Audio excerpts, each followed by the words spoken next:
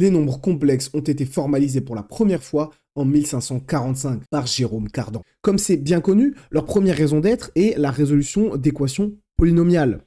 Cardan cherchait des racines de polynômes et avec les méthodes classiques tombait sur des absurdités, des racines de nombres négatifs. Évidemment, cela n'existait pas. Cela lui a mené à l'introduction de nombres de la forme a plus ib, où i est un nombre un petit peu particulier, car il a la propriété ahurissante d'avoir un carré négatif. Aujourd'hui, les nombres complexes sont très étudiés et utilisés, et ont donné naissance à de fabuleuses théories mathématiques, comme par exemple l'analyse complexe, et sont particulièrement utiles dans plein de domaines scientifiques, comme la physique. Pourtant, dans les 250 premières années de la vie des nombres complexes, très peu fut achevé. Descartes, Fermat, Leibniz, Newton avaient tous connaissance de l'existence des nombres complexes, mais ils n'y apportaient que peu d'intérêt et la recherche à leur propos était extrêmement lente.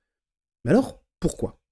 Eh bien, pour une raison simple, personne n'y croyait vraiment à ces nombres, car dans lui-même, il les qualifiait d'aussi subtils qu'inutiles. Et en 1702, plus de 150 ans plus tard, Leibniz décrivait I comme un amphibien entre existence et non-existence. Et ce dédain, il avait une raison. Personne ne savait vraiment ce qu'était un nombre complexe. Si ce n'est une chimère mathématique inventée de toutes pièces pour faire plaisir à des polynômes sans racines. Les mathématiciens modernes considèrent cette nature comme parfaitement satisfaisante pour des raisons algébriques, mais à l'époque, cela n'intéresse pas grand monde. Cependant, vers la fin du XVIIIe siècle, une nouvelle interprétation fut proposée par plusieurs mathématiciens, dont le légendaire Carl Friedrich Gauss. Il s'agit de la représentation des nombres complexes dans un plan appelé le plan complexe. Cette interprétation, aujourd'hui, elle peut sembler quasiment naturelle et évidente, mais à l'époque, elle est réellement révolutionnaire. Elle donne une nature géométrique aux nombres complexes, et elle fut très probablement responsable du développement soudain et rapide de l'analyse complexe au siècle suivant. La géométrie que permet les nombres complexes est une des raisons principales de leur puissance. Elle permet de facilement construire la trigonométrie,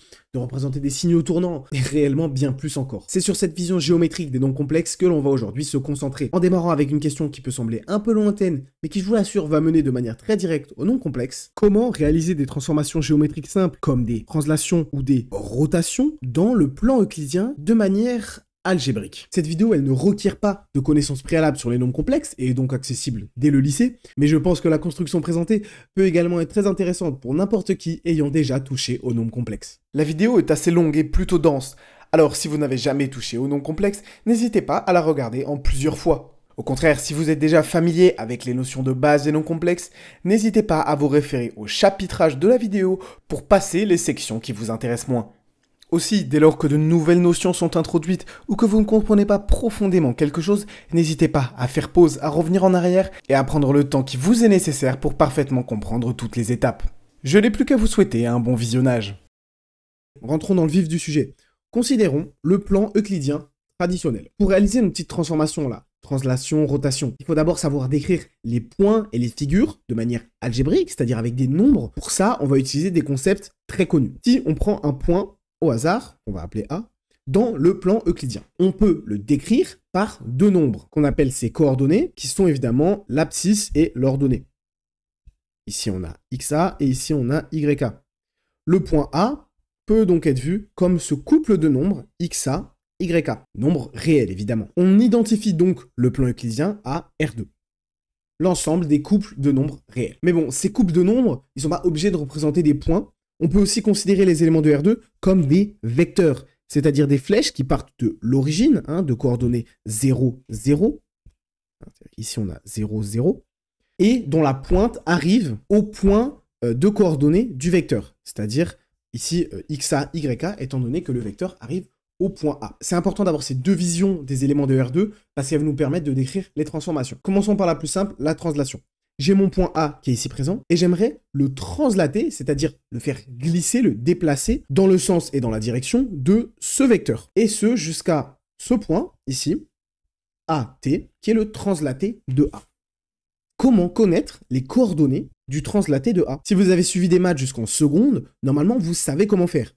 Ici, on est face à un problème simplement d'addition vectorielle. Pour obtenir les coordonnées de A translaté, il suffit de prendre les coordonnées du vecteur menant au point A, ensuite de suivre le vecteur menant au point A translaté, et cela nous donne finalement un nouveau point et un nouveau vecteur associé, qui est simplement le vecteur résultant de l'addition vectorielle entre le vecteur menant au point A et le vecteur de translation. Si on appelle notre vecteur de translation V, ses coordonnées sont X, V, Y, V. Alors les coordonnées du translaté de A, c'est simplement XA plus XV et YA plus YV. En abscisse, on s'est déplacé de XV à partir de XA, donc on termine à XA plus XV, et en ordonnée, on s'est déplacé de YV à partir de YA, donc on termine à YA plus YV. Bon, et bien cette opération, c'est tout simplement l'addition classique définie sur R2, c'est-à-dire entre un point A et un autre élément de R2, un autre point si on veut, B, on définit l'addition dans R2 comme ça. XA plus XB et YA plus YB. Autrement dit, notre opération d'addition vectorielle d'addition dans R2 peut être interprétée comme une translation. Alors, remarquons que cette opération, elle est commutative, c'est-à-dire que le sens dans lequel on réalise la translation, on réalise l'addition, n'importe pas, on termine toujours au même point. Une translation, c'est simple. Pour une rotation, c'est beaucoup moins évident. Pour commencer, pour parler de rotation, on va évidemment avoir besoin d'une notion d'angle dans R2. Et pour l'instant, ce n'est pas évident. Ici, on ne va pas donner une réelle définition rigoureuse des angles, car la théorie géométrique que l'on est en train de bâtir n'a pas pour vocation d'être réellement complète, mais est en fait un prétexte pour mener au non complexe. Donc si on considère encore notre point A, on peut simplement dire que l'angle qu'on appellera ici argument de A, et cet angle, ici qu'on va appeler θA, qui est l'angle formé par le vecteur menant au point A et l'axe des abscisses. Cet angle, on le mesure dans ce qu'on appelle le secteur principal, entre moins pi et pi. Car on pourrait rajouter des multiples de 2pi pour tomber sur le même angle géométriquement, mais la valeur serait différente. Cela n'aurait pas grand intérêt. Notre but final, c'est de travailler avec les coordonnées des points qu'on a définis juste au-dessus, qu'on appelle d'ailleurs les coordonnées cartésiennes, abscisses ordonnées. Mais à première vue, c'est pas évident. Donc, on va essayer de définir un nouveau système de coordonnées basé sur les angles qui va d'abord nous permettre de définir la rotation dans ce contexte-là, puis ensuite de passer vers les coordonnées cartésiennes. Cependant, on ne peut pas décrire tous les points du plan uniquement avec les angles. Par exemple, si je mets le point B qui est ici, il a le même argument, ok, c'est bien θB qui est ici, cependant, c'est pas du tout le même point. Et ce, car on voit qu'il n'est pas à la même distance de l'origine. On voit que le point A est plus rapproché. Cette distance à l'origine, on l'appelle la norme d'un point ou d'un vecteur. Dans notre cadre, on appellera ça un module.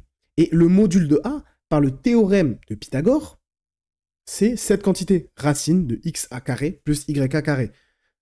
On a appliqué le théorème de Pythagore dans ce triangle rectangle. Je vous laisse faire le calcul si vous n'êtes pas convaincu. Donc voilà, pour n'importe quel point, on définit le module. Et on remarque ici que le module de B, donc qui est ici racine de xb carré plus yb carré, est différent du module de A, ce qui exprime bien le fait que B et A ne sont pas les mêmes points. Maintenant, que se passerait-il si le module de B était le même? On égale les deux modules, c'est-à-dire qu'on place par exemple B ici. Ici, B est à la même distance de l'origine que A. Voilà, ici A et B ont le même module qu'on appelle R.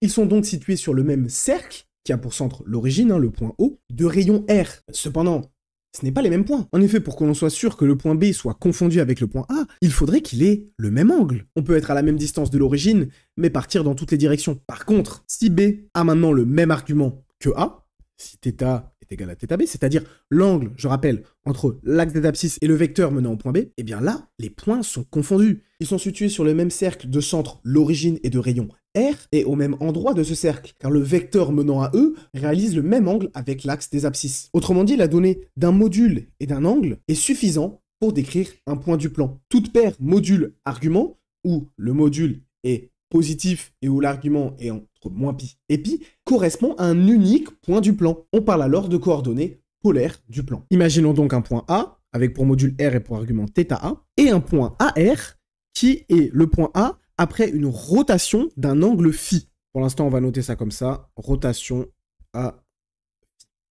Où se situe le point AR? Bon, comme on l'a dit tout à l'heure, si on se pose directement la question en coordonnées cartésiennes, ça va être compliqué. Par contre, en coordonnées polaires, ça ne pose aucune difficulté. Premièrement, pour le module de AR, eh ben, c'est le même que A. Quand on effectue une rotation, on ne change évidemment pas la distance au centre, car on reste sur le même cercle. Donc, premièrement, AR a comme module R. Maintenant, quel est son argument? Quel est son angle? Quel est l'angle formé par le vecteur menant au point R? Et l'axe des abscisses. Eh bien, ici, on le voit simplement, il s'agit de θ A plus phi. On a simplement ajouté phi à l'argument de A. A avait comme argument θ, on lui a ajouté phi, donc on a fait une rotation de phi, et on arrive avec le point AR qui a comme argument θ plus phi, simplement la somme des deux. Donc faire une rotation de phi, c'est simplement ajouter phi à l'argument de A. Donc ça, c'est important. La rotation, en termes polaires, c'est simplement un ajout d'angle. Tout à l'heure, la translation correspondait très simplement à l'addition vectorielle. Mais pour la rotation, ici, est-ce qu'on connaît vraiment une opération qui fait ce genre de choses? Eh bien non, mais on va la construire.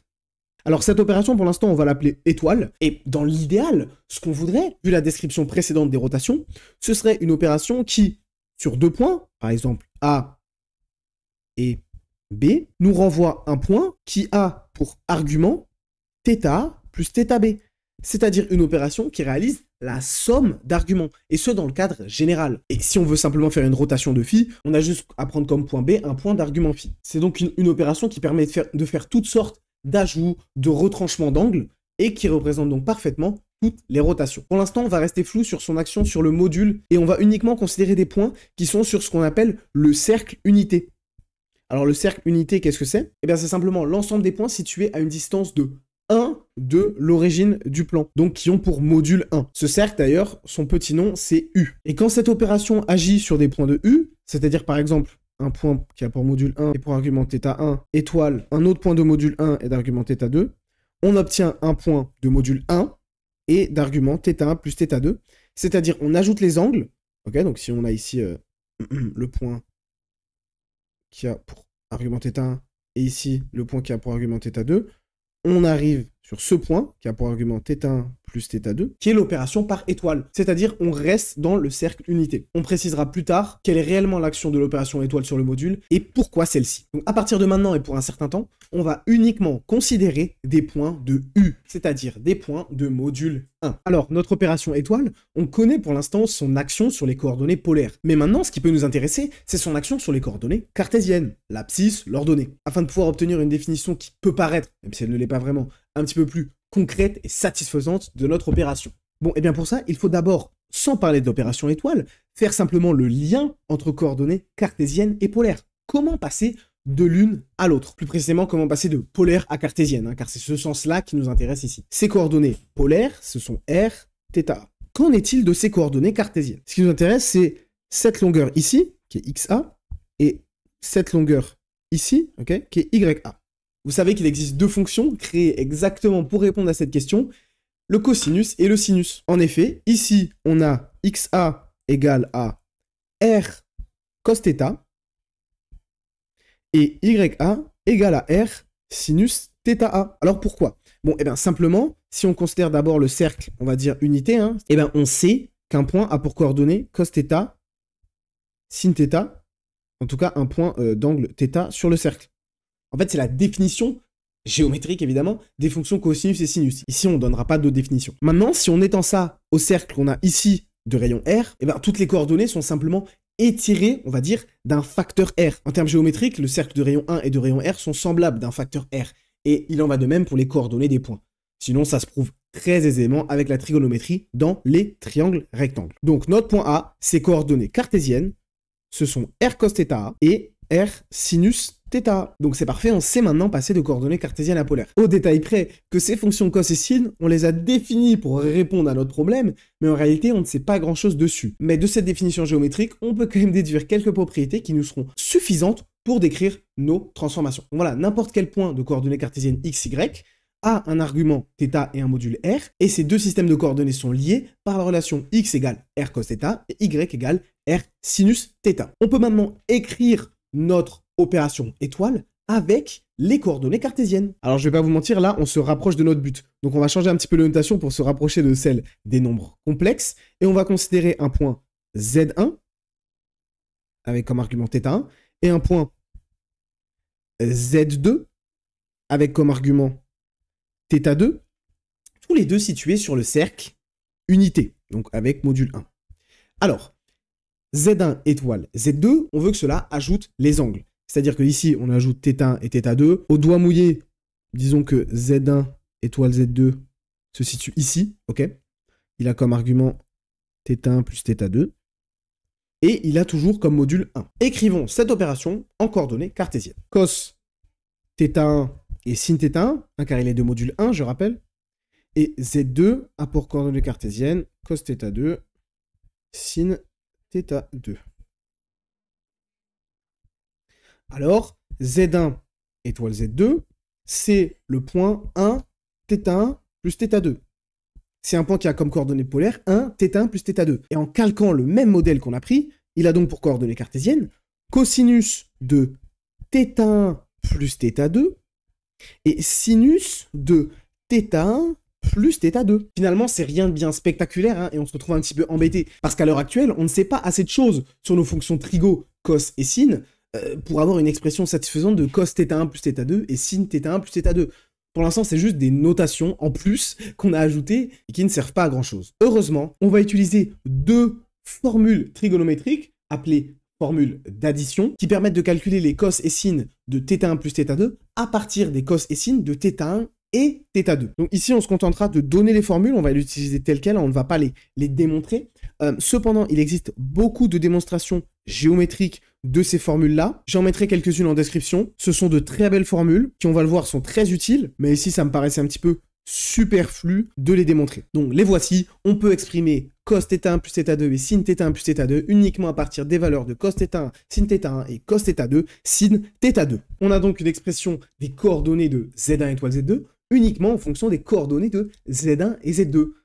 Cette opération, maintenant, on peut simplement la calculer. Si je renomme les coordonnées de Z1 et Z2 comme x1, y1 et x2, y2, ce que je rappelle, je peux faire, hein, ça ne change rien au fait que, au final, leurs valeurs sont celles du cosinus et du sinus. Et bien, au final, on a x1, y1 étoile x2, y2, qui nous donne le point x1, x2 moins y1, y2, y1, x1 plus y2, x2. On a parfaitement explicité notre opération étoile, qui, je rappelle, est censé ajouter les angles, ce qui permet de faire des rotations. Je rappelle encore que tout cela n'est valable que pour le cercle unité. Alors cette écriture de notre opération, elle est beaucoup plus pratique. Bon, cependant, cette écriture de notre opération, en effet, on peut maintenant calculer directement les résultats de l'opération étoile. Et donc on a répondu à notre question de départ sur la rotation d'un angle phi à partir d'un point A quelconque. Mais il y a quand même quelques petites choses qui peuvent nous tracasser. Déjà, cette opération, faut la retenir. C'est pas le truc le plus marrant. C'est-à-dire que cette opération, contrairement à la translation qui au final était simplement l'addition vectorielle,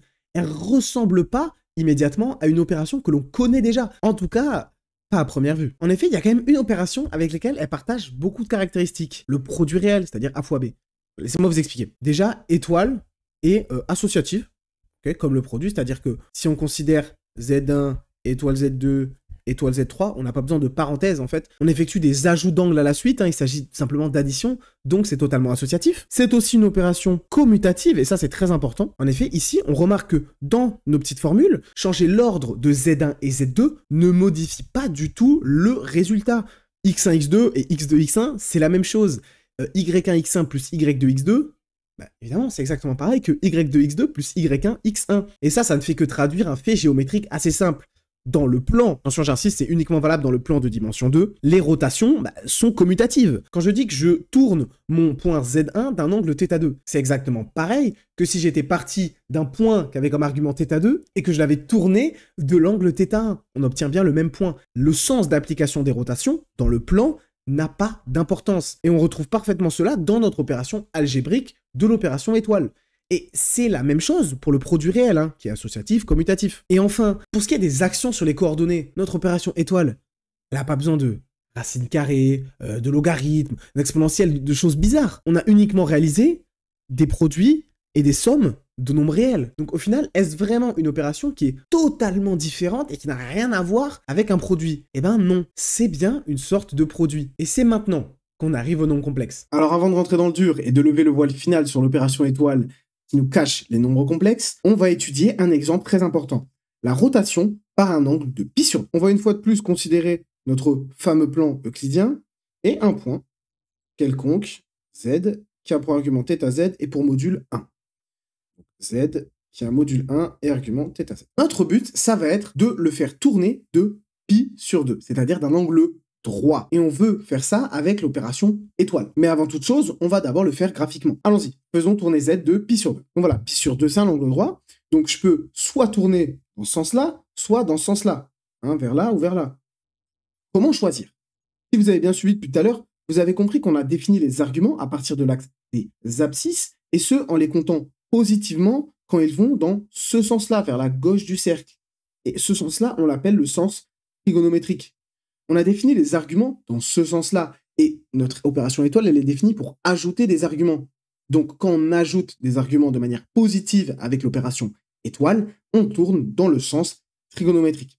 En première approximation, on va simplement dire que ce soit est arbitraire, mais c'est important de le noter. Donc ici, on va tourner Z dans le sens trigo. Bon, pour faire cette rotation, on peut remarquer quelque chose. Entre nos deux axes, abscisses ordonnées, il y a un angle droit. En fait, ils sont définis comme ça. Donc au final, là où Z est par rapport à l'axe des abscisses, il va se retrouver par rapport à l'axe des ordonnées une fois qu'on a tourné de pi sur 2, et dans le bon sens. Donc au final, notre Z tourné de pi sur 2, il va se situer plus ou moins ici, avec en fait un angle ici qui est de θz, pour un angle total qui est de un argument donc total de θz plus pi sur 2. Donc ZR se situe ici. On a bien effectué une rotation de pi sur 2. On va maintenant vérifier ce résultat de manière algébrique en utilisant les coordonnées cartésiennes de Z pour déterminer celle de ZR via l'opération étoile. ZR en coordonnées polaires, hein, il a comme module 1 et comme argument θz plus pi sur 2. Alors pour ajouter pi sur 2 à l'argument de Z via l'opération étoile, ce qu'il nous faut c'est un élément de module 1 et d'argument pi sur 2. Et ensuite quand on fera Z étoile cet élément, on obtiendra bien ZR par définition. Donc finalement, il est où le point qui est de module 1 et d'argument pi sur 2? Comme on l'a dit, il y a un angle droit, un angle de pi sur 2 entre les deux axes, l'axe des abscisses, l'axe des ordonnées. Et vu qu'on compte les angles dans ce sens-là, eh bien, ce fameux élément, il est ici. Si on considère que la longueur ici, elle est de 1, eh bien notre élément de module 1 et d'argument pi sur 2, il est situé ici. Et les coordonnées de cet élément sont simplement 0 en abscisse, 1 en ordonnée. Alors, pour être un petit peu suggestif, cet élément, on va le nommer I. Attention, pour l'instant, il n'y a pas d'histoire de carré ou de quoi que ce soit. Hein. Mais on décide de nommer ce point I, qui a donc pour coordonnées cartésiennes 0 et 1, et pour coordonnées polaires 1 et pi sur 2. Et maintenant, par définition de l'opération étoile, ZR est égal à Z étoile I, ou I étoile Z. Je rappelle qu'il y a commutativité de l'opération étoile, car il y a commutativité des rotations dans le plan. Bon, eh bien, il n'y a plus qu'à calculer. Comme on aimerait utiliser notre expression cartésienne de l'opération étoile, il nous faut les coordonnées cartésiennes de Z. Évidemment, on sait parfaitement faire ça. Vu qu'on est sur un nombre de module 1, on a simplement cos θz et sinus θz. Et pour I, on l'a dit juste avant, les coordonnées, ce sont 0 et 1. On peut maintenant appliquer le calcul. Donc, on a en abscisse x1, x2 moins y1, y2. Alors ici, x1, x2, c'est cos θz fois 0, donc ça fait 0, moins y1, y2, donc y1 ici, c'est sinus θz, et y2, c'est 1, donc ça nous donne moins sinus θz. Et enfin, en ordonnée, on a y1, x1 plus y2, x2. Donc y1, x1, ça nous fait sin θz fois 0, donc 0, plus cos θz fois 1, donc cos θz. Au final, je vais juste le réécrire de cette manière. On obtient le point moins sin θz, cos θz. On va maintenant vérifier graphiquement que c'est cohérent. Donc, si on remonte sur notre petit schéma, quelles sont les coordonnées cartésiennes de ZR? Alors, on l'a dit, il y a une espèce de symétrie entre l'axe des abscisses et l'axe des ordonnées parce qu'il y a pi sur 2 entre les deux. Donc, le rôle de Z par rapport à l'axe des abscisses, enfin son placement, est le même que le placement de ZR par rapport à l'axe des ordonnées. Qu'est-ce que ça veut dire? Z, ici, il a comme coordonnées cos θz, sinus θz. La première chose qu'on voit, c'est que en termes ordonnés, étant donné qu'on a tourné Z de pi sur 2, entre guillemets, on l'a redressé, eh bien, le cos θz qui était sur l'axe des abscisses, il se situe maintenant sur l'axe des ordonnées. Cette longueur, elle se situe sur l'axe des ordonnées. Donc, on constate bien que la coordonnée en ordonnée, d'accord, de ZR, c'est cos θz. Maintenant, pour ce qui est de l'abscisse, on voit que ZR est passé de l'autre côté de l'axe des abscisses. Hein. On est bien sur quelque chose de négatif, donc déjà le signe moins est bien justifié. Et pourquoi sin θz? Eh bien, pour la même raison, la petite longueur ici, qui était sin θz, hein, donc là, je la mets en violet, eh bien, elle se retrouve parfaitement ici, car on a juste à tourner le schéma dans notre tête pour comprendre que Z a le même placement par rapport à l'axe des abscisses que ZR par rapport à l'axe des ordonnées. Donc, ce résultat, il est parfaitement cohérent et notre opération étoile marche bien. Ouf! Allez, on va maintenant essayer, comme un petit peu teasé tout à l'heure, de calquer l'opération étoile sur le produit réel. Bon, alors pour ça, il y a un problème. Les points du plan, ils ont deux coordonnées. C'est pour ça que on les considère comme éléments de R2. Et on les représente donc depuis tout à l'heure avec des vecteurs exprimés dans ce qu'on appelle la base canonique de R2. Donc la base canonique, c'est-à-dire que ici, on a le vecteur 1, 0. Ok, je le dessine, bon, ça fait beaucoup de choses sur ce schéma, mais voilà. Et en rouge, le vecteur 0, 1. Donc, exprimé dans la base canonique, c'est-à-dire qu'on exprime tous les points en fonction de ces deux vecteurs qui génèrent les axes abscisse et ordonnées que l'on connaît bien. Donc, comment représenter les deux coordonnées de chaque point par un nombre dont la forme d'écriture se rapproche des réels? Bon, alors je vais donner deux constructions, une qui est accessible dès la terminale et une deuxième un petit peu plus propre qui nécessite quelques notions d'algèbre linéaire. Alors, pour la première, pour écrire nos points de R2 sous une forme se rapprochant de celle des réels, on va décider de manière totalement arbitraire d'écrire n'importe quel point Z, attention, on parle plus du point Z de l'exemple, mais de n'importe quel point Z, de coordonnées x, y, comme x plus i, y. Où le i qu'on considère là, c'est le vecteur 0, 1, dont on parlait juste avant. Mais pour le moment, voyez-le juste comme une indéterminée. C'est rien de plus qu'un symbole qui est utilisé pour séparer, en quelque sorte, les deux coordonnées du point. Pour l'instant, ce i, c'est pas réellement un élément autre que le vecteur 0, 1, d'accord? Mais on va lui apposer des règles et des propriétés autres que celles d'un vecteur pour mieux le définir et l'utiliser. En particulier, la notation donc i, y, elle dessine simplement un multiple, ok, du vecteur 0, 1, donc en fait un nombre sur l'axe des ordonnées. Cet axe, évidemment, il va jusqu'à l'infini. Donc ça, par exemple, c'est i fois, je sais pas, 5, ok, ou 5i, on préfère écrire ça comme ça. Mais c'est pas grave. Donc, on peut d'ores et déjà visualiser notre plan R2 avec ce nouveau symbole I, bien que cela ne nous apporte pour le moment pas grand-chose. Bon, et avant de nous emballer avec notre opération étoile, vérifions que cette représentation, elle colle déjà avec l'addition. Bon, et bien, notre symbole I, on va pour l'instant le considérer comme un nombre, on va dire, réel. C'est-à-dire que l'on peut factoriser.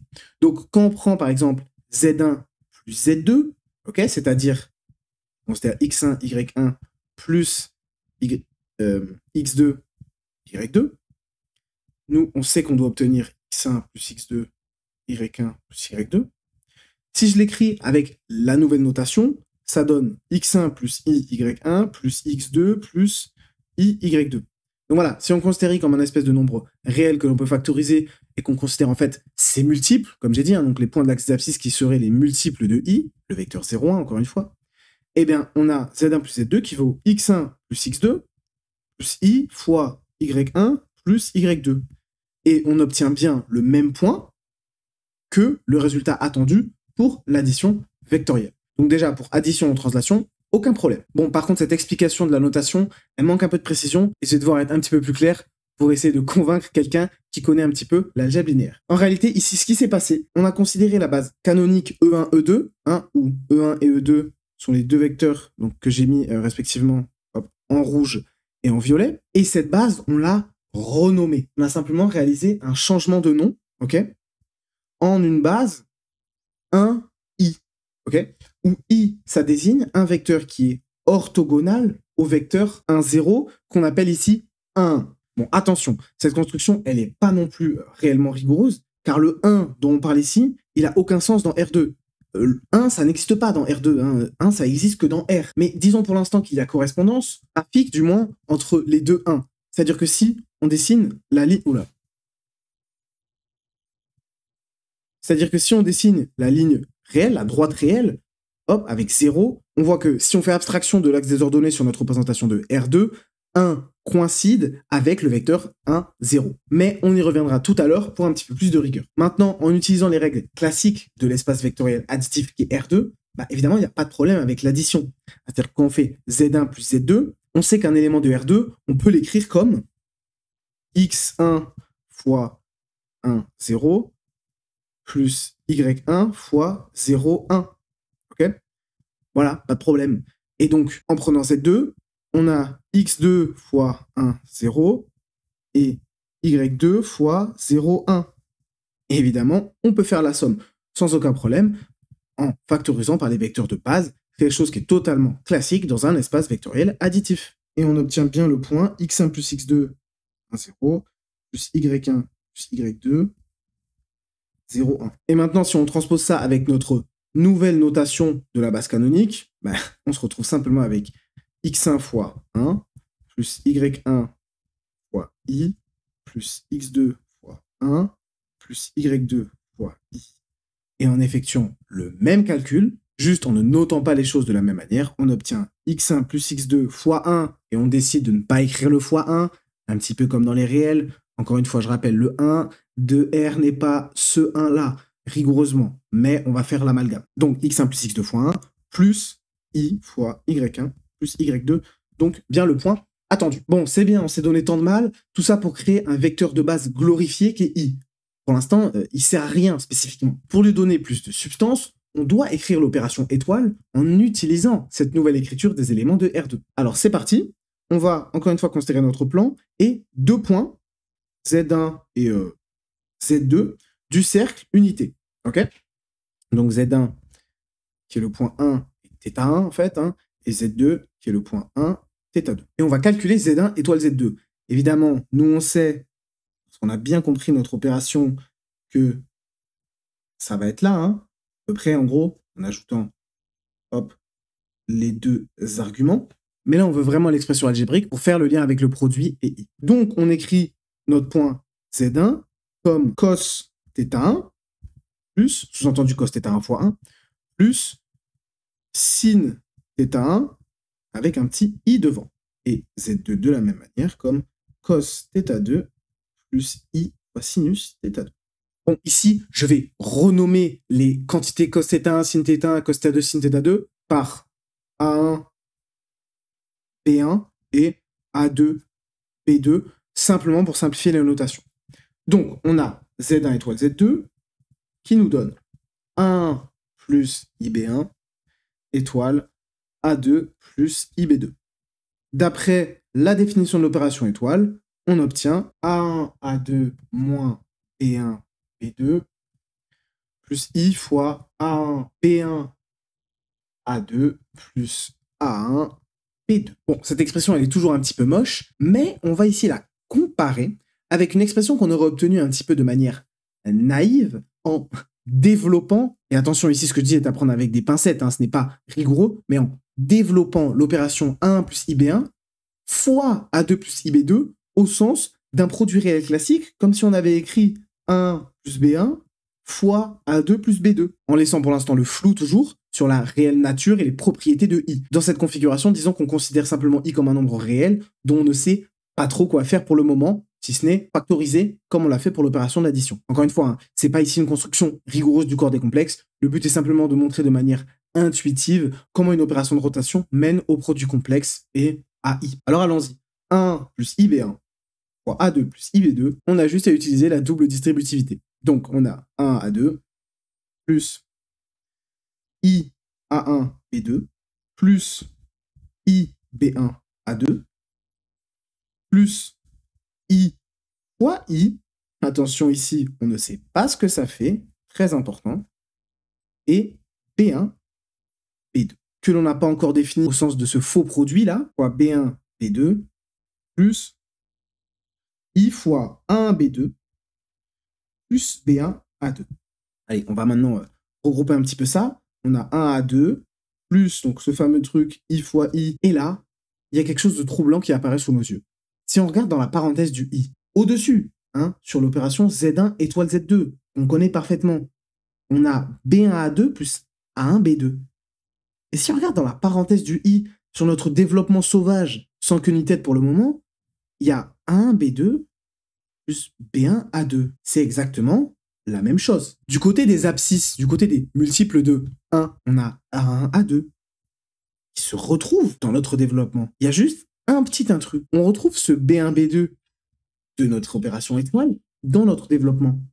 Mais devant, il y a un moins, alors qu'ici, devant, il y a un I fois I. Mais si, de manière totalement arbitraire et Mais si de manière totalement arbitraire, on posait, on ne sait pas vraiment ce que c'est i, ni i fois i dans ce contexte de produit réel, mais si on posait i fois i égale à moins 1, qu'on pourrait sauvagement noter i au carré, eh bien de manière presque magique, l'opération étoile coïnciderait parfaitement avec un produit réel, où nos points du plan prennent simplement la forme de réel, agrémenté d'un petit élément dont, ce n'est pas rien tout de même, le carré vaut moins 1. Alors tout ça c'est bien beau, mais c'est rien de plus que de la fantaisie pour le moment. Avant de nous hâter et de prendre cette espèce de coïncidence algébrique pour acquise, vérifions que l'on pouvait prédire ce résultat géométriquement, en considérant que le fois qu'on a ici est le même fois qu'ici, c'est-à-dire étoile. C'est-à-dire vraiment en faisant l'amalgame total entre étoile et le produit. C'est quoi I, étoile I. I est situé ici. On sait qu'il a pour module 1 et argument pi sur 2. Alors I, étoile I, qu'est-ce que ça fait? Eh bien c'est simple. On part de I, c'est-à-dire un argument pi sur 2, et on ajoute l'argument de i, pi sur 2. Donc on arrive simplement au point de module 1 et d'argument pi. Et étant donné qu'on a dit qu'on basait les arguments sur l'axe des abscisses, donc comme si on partait en fait d'ici de 1, on ajoute pi sur 2, on arrive à i. Si on ajoute encore pi sur 2, on arrive à pi, et surtout on arrive à moins 1. Donc i étoile i, c'est bien le point moins 1. Attention, quand on fait l'amalgame de la droite réelle sur notre représentation de R2 avec R. Attention, dans R2, c'est le point moins 1, 0. Alors voilà, i carré, on peut noter comme i étoile i égale moins 1. Ça exprime simplement le fait que tourner de pi sur 2 deux fois d'affilée à partir de 1, oui, parce que 1 étoile i, c'est la même chose que i étoile i. 1 est un élément neutre pour l'opération étoile, car l'argument de 1 est 0. Donc on n'ajoute aucun angle, on ne bouge pas. Eh bien, si on part de ce point 1 et qu'on tourne de pi sur 2 deux fois d'affilée, ça revient simplement à tourner de pi, donc à opposer 1 par rapport à l'axe des ordonnées, donc d'arriver à moins 1. On peut maintenant préciser notre notation IB. B est un réel, c'est maintenant totalement cohérent. Au lieu de parler de multiples de vecteurs qui génèrent l'axe des ordonnées, de penser IB comme étant le résultat de I étoile B. Car au final, B, on peut aussi l'écrire comme B plus 0I. Encore une fois, en faisant l'amalgame entre R et la droite réelle dans la représentation de R2. Donc il se situe ici, sur l'axe des abscisses. Et maintenant, si on le tourne de pi sur 2, on arrive sur l'axe des ordonnées, avec une hauteur de B. Donc, IB, ce qui est bien, le point IB. Au final, en posant I carré égale moins 1, et en considérant étoile comme le produit réel, on a réellement construit un système de nombres cohérents. On s'est affranchi de l'idée de coordonnées dans un espace vectoriel, dans R2, dans le plan, pour juste penser à des nombres qui se baladent dans leur espace grâce à cette opération de multiplication par I, donc de rotation de pi sur 2. C'est le plan R2. On part de la droite réelle, okay, où on peut placer n'importe quel nombre, et en les multipliant par I, on les tourne de pi sur 2, ils arrivent au-dessus de la droite réelle, sur un nouvel axe, qu'on appelle traditionnellement l'axe des ordonnées, et enfin, en combinant ces deux types de nombres, ceux multipliés par i sur l'axe des ordonnées et les nombres réels classiques, en les ajoutant, en faisant notre fameuse translation, addition, eh bien on arrive à des nombres vivant dans le plan. Et ces nombres, on les appelle les nombres complexes. Complexes car constitués de deux parties bien distinctes.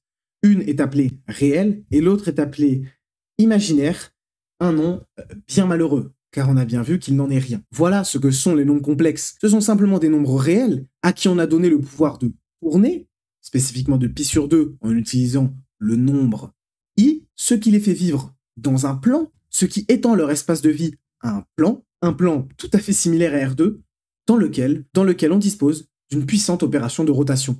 Et tout cela grâce à un petit élément dont le carré vaut moins 1. Alors à ce stade de la vidéo, je conseille vraiment de faire pause, voire même de revenir en arrière, pour bien comprendre comment en est-on arrivé là, et de lier les choses entre elles. Car on va conclure de manière mathématique, mais ça nécessite d'avoir bien compris comment on en est arrivé là. Parce que la construction qu'on a voulu faire, au final, c'est presque un échec. En fait, on a voulu partir de R2 et ajouter une opération de rotation, pour arriver finalement à R2 et avec cette opération. Cependant, on s'est rendu compte que définir un élément i qui sort du cadre des espaces vectoriels classiques permettait directement de tout régler. C'est quasiment magique. Il nous permet de représenter n'importe quel point du plan par un nombre construit exactement comme un réel, de manière géométrique, par la rotation. On part de sa partie réelle et on lui ajoute un multiple de i, autrement dit un point réel, on a tourné de pi sur 2 pour qu'il arrive sur l'axe des ordonnées. Et avec notre addition, eh bien, on obtient un point du plan. On voulait ajouter la rotation par-dessus R2, mais au final, on aurait simplement pu partir de R et son produit. En effet, dans R, si on considère un point, ici, A, eh bien, le produit de R permet en fait de représenter la rotation, mais seulement des rotations très particulières. Hein. C'est-à-dire que, par exemple, on peut tourner de 0 radian. Ben, si on multiplie A par 1, on obtient A, on a tourné de 0 radian. Mais si on multiplie A par moins 1, que se passe-t-il? Eh bien, on obtient l'opposé de A, sont symétriques par rapport à 0. Autrement dit, on a tourné de pi radian, de 180 degrés. Donc le produit de R permet déjà de représenter un petit peu de rotation. Maintenant, en ajoutant l'élément i qui permet de tourner de pi sur 2, on autorise nos nombres à sortir de la droite réelle, qui devient un axe désordonné. On obtient alors une description du plan, armée d'une rotation de manière très naturelle. Pour résumer, on comprend donc que fondamentalement, mathématiquement, c'est l'ensemble qu'on a construit est une extension de R, dont les nombres, au lieu de vivre sur une droite, vivent dans un plan. Via I, on a construit à partir de R une version améliorée du plan R2, et ce grâce à un petit élément dont le carré vaut moins 1. Côté structure algébrique, C+, qui est notre fameuse addition vectorielle / translation, et le produit complexe, est un algèbre commutatif qui est un surcorps de R, et C, uniquement muni de l'opération d'addition, est un espace vectoriel qui est isomorphe à R2. C'est-à-dire qu'ils sont deux points de vue, deux manières de représenter le même espace. Alors, juste avant de m'arrêter, cependant, je vous dois un petit peu de précision sur le produit complexe. Jusque-là, on s'est concentré sur l'aspect rotation de ce produit, donc on a considéré que des nombres du cercle unité. Qu'en est-il pour les nombres de modules R, okay, quelconque? Un nombre de modules R, c'est un nombre en fait qui se situe sur le cercle de centre l'origine, 0, et de rayon R. Okay. Quand on effectue une rotation, par exemple si on fait R fois I, rotation de pi sur 2, et qu'on arrive là, eh bien on aimerait rester sur le même cercle. On ne veut pas que la rotation de pi sur 2, la multiplication par I, change notre module. Donc, pour un nombre quelconque de module R et d'argument θ, hein, Z module R argument θ, ce nombre en fait c'est R fois cos θ plus I sin θ. C'est-à-dire qu'on part du nombre sur le cercle unité, et ensuite on l'étire simplement de R jusqu'au cercle, ce qui a pour effet d'étirer de la même manière ses coordonnées. Bon, eh bien, quand on fait Z fois I, par exemple, eh bien en fait, on veut obtenir R fois cos θ plus I sin θ fois I. Et le R ici, on ne veut pas y toucher. Au final, on veut pouvoir factoriser les modules de la même manière que l'on factorise des nombres avec le produit réel. Donc cela marche exactement de la même manière que pour le produit réel. Alors, cependant, pour que notre produit soit bien défini et cohérent sur l'ensemble des nombres complexes, il faut que ce soit le cas des deux côtés. C'est-à-dire il faut aussi que I fois Z ne change pas le module. C'est-à-dire qu'on applique le même comportement à droite. Hein. On a ici I fois R cos θ plus I sin θ. Donc au final, si on a deux nombres quelconques, Z1 de module R1 et d'argument θ1 et Z2 de module R2 et d'argument θ2, eh bien, Z1 fois Z2, cela va nous donner R1 fois cos θ1 plus I sin θ1 fois R2 cos θ2 plus I sin θ2. Et d'après la règle annoncée avant, on peut passer les deux modules à l'avant, donc ils vont se multiplier. On va obtenir R1, R2 fois cos θ1 plus I sin θ1 fois cos θ2 plus I sin θ2. Je rappelle que ce nombre-là, c'est notre fameux nombre avec comme module 1 et argument θ1 plus θ2. Donc au final, ça nous donne un nombre de modules R1, R2 et d'arguments θ1 plus θ2. Le produit complexe, pour qu'il soit bien défini de la même manière que le produit réel, il doit avoir deux actions. Il multiplie, au sens réel, hein, les longueurs, les modules, et ajoute les angles, les arguments. Voilà, on a maintenant levé le voile sur la nature géométrique des nombres complexes, et si vous venez de découvrir cette interprétation, vous ne devez pas vous arrêter là. Avec cette vision en poche, vous avez maintenant le pouvoir d'interpréter toutes les propriétés classiques des nombres complexes de façon algébrique et géométrique. J'en ai ici écrit quelques-unes. Faire ce travail de les interpréter toutes de manière géométrique et algébrique, ça vous permettra réellement de vous familiariser avec les concepts et de développer votre compréhension et intuition des complexes. À la suite de ça, vous pourrez appliquer ces intuitions dans vos exercices sur les nombres complexes et je vous conseille, personnellement, de toujours s'entraîner à ce type d'interprétation. Si vous avez du mal avec une des propriétés, n'hésitez pas à poser la question en commentaire. Les complexes, comme on les a créés, c'est bien mignon. Mais d'où vient leur soi-disant puissance qu'on loue à chaque fois? Oui, effectivement, c'est plutôt sympa d'avoir une opération de rotation qui ressemble comme 2 gouttes d'eau à un produit réel. Mais niveau mathématique, on le sait, les complexes permettent beaucoup plus que ça. Je n'ai pas parlé des polynômes pendant cette vidéo, et évidemment j'en ferai sûrement une autre, plus développer ce point, car c'est évidemment un réel intérêt. De plus, oui, on a développé une opération de rotation. Ok, elle est plus simple à manipuler avec la double distributivité, mais c'était quand même pas évident. Manipuler les fonctions trigonométriques constamment pour passer de forme algébrique à forme trigo, c'est très lourd et c'est peu adapté pour plusieurs problèmes. Ce qui donne réellement leur puissance et facilité d'utilisation, notamment physique, au complexe, c'est un objet bien plus sophistiqué, l'exponentiel complexe. À mon sens, c'est l'objet mathématique le plus intéressant vu dans les 2 premières années de supérieur.